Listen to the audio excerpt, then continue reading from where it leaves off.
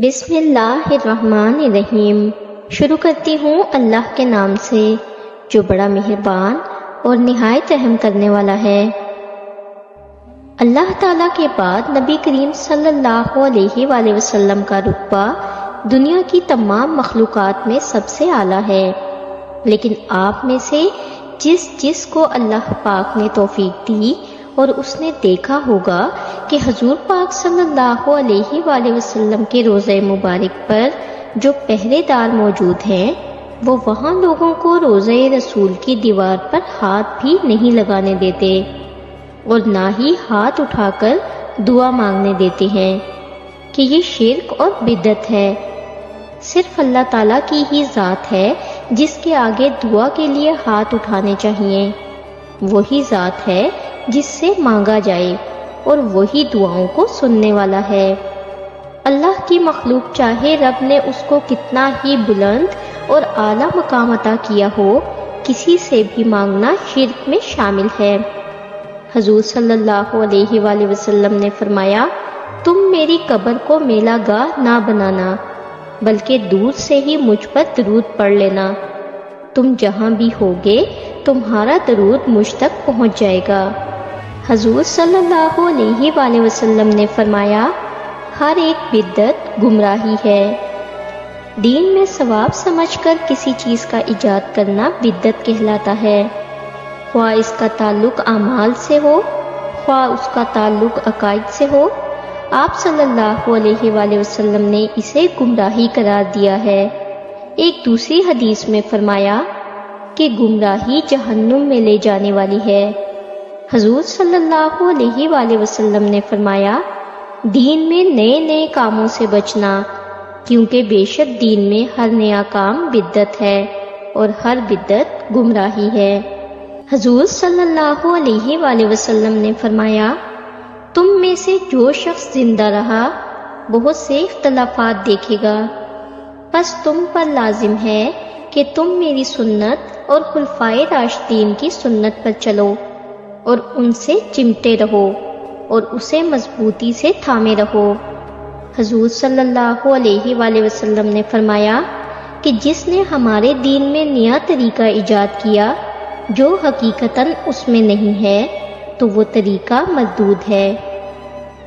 مگر آج کل یہ کون سے پیر فقیر بنے بیٹھے ہیں جو یہ دعویٰ کرتے ہیں کہ ان کے پاس ہر پریشانی کا حل موجود ہے، شادی نہ ہوتی ہو، بندش ہو، کام میں رکاوٹ ہو، حتیٰ کہ ایسے دعوے کرتے ہیں کہ معصوم لوگ سمجھتے ہیں کہ واقعی یہ بہت پہنچے ہوئے ہیں، کیونکہ ایسے پیر فقیر حضرات اپنے پاس موکلات رکھتے ہیں اور جو شخص بھی ان کے پاس جاتا ہے وہ اپنے موکلات سے ان کے گھر کے حالات اور ان کی پریشانی وغیرہ کا پتہ لگا کر لوگوں کے بتانے سے پہلے ہی خود ان لوگوں کی تکلیف ان کو بتا دیتے ہیں اور لوگ ان کو بہت بڑا پیر مان لیتے ہیں اور ان پر ان کا عقیدہ پختہ ہو جاتا ہے۔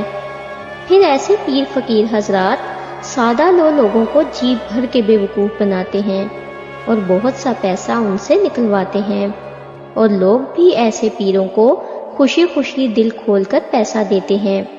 یہ ایک قسم کا دھندا ہے جو آج کے دور میں بہت پھیل چکا ہے۔ یہ صرف عقل کی کمی اور دین سے دوری کی بنا پر ہے، کیونکہ قرآن پاک میں سورہ انعام آیت نمبر 59 میں یہ بات واضح ہے کہ اللہ تعالیٰ کے علاوہ دنیا میں کوئی عالم الغیب نہیں۔ ترجمہ، اور اسی اللہ کے پاس چابیاں ہیں غیب کی، کوئی نہیں جانتا غیب کی باتیں مگر وہی صرف اللہ، اور وہ جانتا ہے جو کچھ خشکی اور سمندر میں ہے، اور کوئی پتا نہیں گرتا مگر وہ اللہ جانتا ہے، اور نہیں ہے کوئی دانہ زمین کے اندھیروں میں، اور نہ کوئی تر چیز اور نہ کوئی خشک چیز مگر وہ روشن کتاب میں موجود ہے۔ بہت سے لوگ اولیاء اللہ کو پیر مرشد مان کر ان کی قبروں کو سجدہ تک کرنے لگ جاتے ہیں، ان کو اپنا مشکل کشا مانتے ہیں۔ کوئی حاجت پیش آئے یا کوئی مشکل میں ہو تو درگاہ پر چادر چڑھانے چلے جاتے ہیں، ان کے آگے ہاتھ پھیلا کر ان سے مانگتے ہیں۔ کیا یہ شرک اور بدعت نہیں؟ کیا انسان اتنا گمراہ ہو چکا ہے کہ اسے یہ بھی نہیں معلوم کہ جو انسان اس دنیا میں موجود نہیں ہے وہ انسان کو کیا دے سکتا ہے؟ وہ بھی تو ایک اللہ کا پیدا کردہ انسان تھا، تو کوئی انسان دوسرے انسان کو کیا دے سکتا ہے؟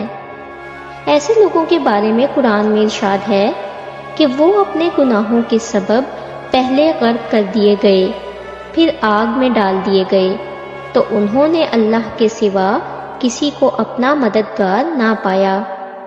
جس طرح آج کچھ لوگ کہتے ہیں تیر کو نہ چھوڑنا، اسی طرح وہ یعنی قوم نوح کے لوگ بھی کہتے تھے کہ ود، سوا، یغوث، یعقوب اور نصر کو کبھی نہ چھوڑنا۔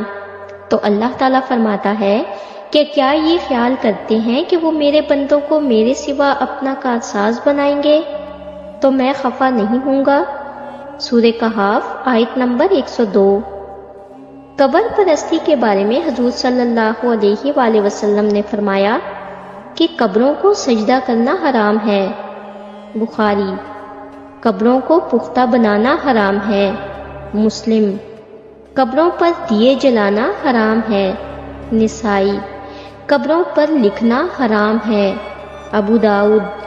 قبروں پر بیٹھنا حرام ہے۔ قبروں پر عرس میلے لگانا حرام ہے۔ ابو داؤد۔ بہت سے ایسے کام ہیں جو سراسر بدعت ہے اور آج کے دور میں بے انتہا عروج پر ہیں، مثلا پکی قبریں بنوانا، عرس میلے، قبر پر چادر چڑھانا، پیری مریدی، گدی نشینی، کل خوانی، تیجا، 10واں، 40واں، میلاد، 11ویں، عید میلاد النبی، رجب کے کنڈے، ختم دلوانا، تعویذ لکھنا، تعویذ پہننا، قبروں پر دیے جلانا، نبی کریم صلی اللہ علیہ وآلہ وسلم کے نام پر انگوٹھے چومنا۔ اس کے علاوہ بھی بہت سی بدعات ہیں۔ نام نہاد لوگ پیر فقیر بنے بیٹھے ہیں، اور جہالت کی انتہا تو دیکھو کہ لوگ انہیں خوش کرنے کے لیے ان کے سامنے دھمال ڈالتے ہیں، ناچتے گاتے ہیں، مجرا ہوتا ہے، حتیٰ کہ ان کے ہاتھ پاؤں چومتے ہیں، ان کے آگے سجدہ تک کرتے ہیں۔ یہ کون سے پیر فقیر ہیں اور لوگوں کو کس قسم کا دین سکھا رہے ہیں؟ ایسے لوگوں کے بارے میں نبی کریم صلی اللہ علیہ وآلہ وسلم نے فرمایا، جو شخص بدعت کرے یا بدعت کرنے والے کو جگہ دے، اس پر اللہ کی، فرشتوں کی اور تمام لوگوں کی لعنت ہے۔ اس کی کوئی عبادت فرض ہو یا نفل قبول نہ کی جائے گی۔ صحیح بخاری جلد 2 حدیث نمبر 413۔ حضور صلی اللہ علیہ وآلہ وسلم نے فرمایا، اس روئے زمین پر بہترین کلام اور سب سے اچھا کلام اللہ کی کتاب ہے۔ اس سے بڑھ کر، اس سے اعلیٰ، اس سے افضل اور بہتر کلام کوئی نہیں، اور زندگی گزارنے کے جتنے طریقے ہیں ان میں سب سے بہترین طرز زندگی حضرت محمد صلی اللہ علیہ وآلہ وسلم کی طرز زندگی ہے۔ حضرت امام شافعی رحمۃ اللہ علیہ فرماتے ہیں، سب سے زیادہ جاہل وہ ہے جو گناہ سے باخبر ہوتے ہوئے بھی گناہ کرے۔ قیامت کے دن بدعتی کا حشر۔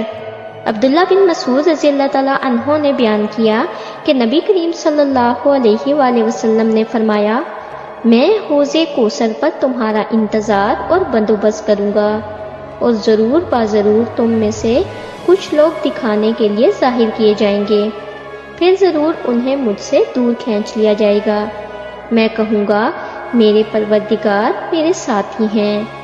کہا جائے گا، بے شک آپ نہیں جانتے جو انہوں نے آپ کے بعد نئے کام ایجاد کر لیے تھے، یعنی دین میں بدعات کو رواج دیا تھا۔ بخاری۔ آخر میں صرف یہی کہوں گی کہ اللہ پاک ہم سب کو ہدایت عطا فرمائے، اور ہم سب کو ایسے لوگوں سے محفوظ رکھے جو لوگوں کو گمراہ کر رہے ہیں اور ملک میں خیر کی جگہ شر پھیلا رہے ہیں۔ اگر میری ویڈیو اچھی لگے تو اسے زیادہ سے زیادہ لائک اور شیئر کر دیں۔ جزاک اللہ۔